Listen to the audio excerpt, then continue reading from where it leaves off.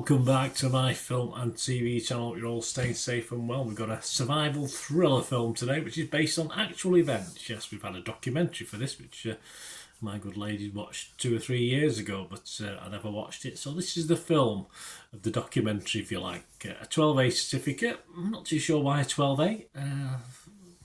Was there any bad language in it? I'm not sure. 12A seems a bit high. I certainly wouldn't be averse to letting double-figure kids watch this one.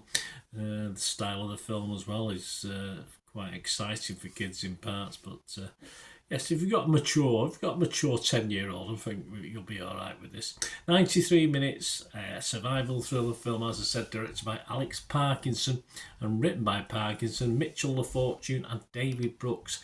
And it stars, yes, the key characters in this one, Woody Harrelson, Simu Liu, Finn Cole and Cliff Curtis. And it is a remake of the 2019 documentary that Parkinson co-directed with Richard DaCosta and follows a group of deep-sea divers, it's the North Sea, I think, who race to rescue a stranded teammate after an accident hundreds of feet under the ocean. It was released in the United States on the 28th of February 2025, so check your territories. I'm doing this review on the 20th of March 2025, so all stats and facts, comments, etc. is at that date. So we'll have a look at what I and some other people are thinking as well, just to sort of give other people's opinions. Some I agree with, some I don't, and I'll let you know accordingly. Yes, a very well acted, powerful story that's a throwback to just a classic true adventure story that we haven't seen so many in recent times, have we? This sort of thing. Of course, there's always people getting stuck down holes and various things, but it's nice to see one. Under the Sea, which is my favourite subject. I've never liked Under the Sea film. I used to say to people, I don't like Under the Sea films, and then two of my favourite films as a kid were Voyage to the Bottom of the Sea and the Adventures of Jacques Cousteau. So I say it, but obviously, I'm not convinced myself that I don't like undersea films because of that.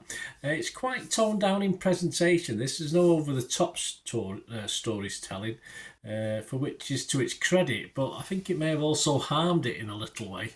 The overall effect. Liz Braun, from Original Sin website, give it 75. She liked it. She said this fictional recreation is wonderfully claustrophobic.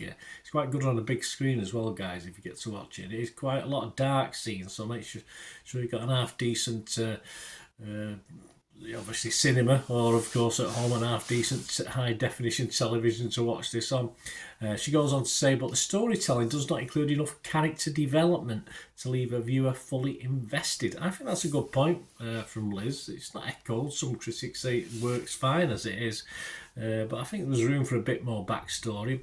And beyond, of course, not wanting to see someone perish and die, it did lack a bit of emotion that for me, that really liking a character might have helped with. Yeah, if I was sort of invested more in the character, I would have been a bit more on edge. But even though I watched this without knowing the result, I didn't know what happened, so probably a good way of watching it as well. But it takes away the fact that if you do know what happens and you still enjoy a film, that's a good sign anyway, isn't it? Adrian Horton from The Guardian, he liked it as well. He gave it 80. He said, riveting, seamless at points, genuinely shocking. Last breath exemplifies the possibilities of human collaboration, a feat that has stuck with me and, yes, took my breath away. Yeah, well, it didn't quite take mine away, unfortunately, but I wasn't unimpressed. It all seemed over a little bit too soon for me, which can be a good thing, but not necessarily in this case. You sort of wanted more to it.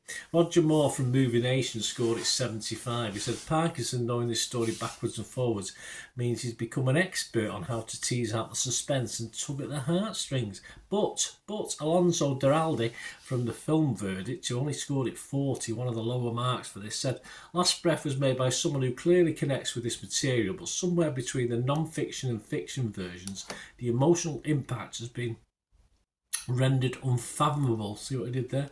Yeah, I'm near Alonso's interpretation, in fairness, on this one. Michael O'Sullivan from the Washington Post scored it 63. Much like its characters, he said, Last Breath simply goes about getting the job done without fuss or fanfare. Maybe no higher praise is necessary. But James Berardinelli from Real Views also scored it 63 and said, although I was suitably diverted by A Last Breath, I couldn't help but feel there was a missed opportunity to tell a more riveting story that for whatever reason the filmmakers chose not to pursue. So I have to echo this. I like the film, but it perhaps could have played up a little bit more. I mean, it's a competent selling of the story, not fantastical. We don't want things to be over the top and glorified, but I think we could have had a little bit in this. I think we could have a bit of dramatic license wouldn't have gone amiss for this one. I think it would, and why not? And why not? It was an amazing event, a unique event. What actually happened by the end, and what the conclusions were of it, and even to this day, people have no idea why certain things happened. I think they could have done a little bit more drama in this, a little bit more, another 20 minutes, another little bit of storytelling, little dragging out the characters, etc., etc. Great cast, by the way. Woody Harrelson, of course, is always good. It's the sort of role he revels in, this sort of thing. So that sort of bit of a dark subject matter, but there's always that sort of hint of humour and passion and personalisation when Woody Harrelson's in something. But yeah, I just thought for such a unique event, which is what it turned out to be, they could have done a little bit more with it. Score-wise, Rotten Tomatoes, 6.7 out of 10. That's 117 critics, 93 were fresh. There was a big chunk of rotten though, 24, which is quite a big chunk.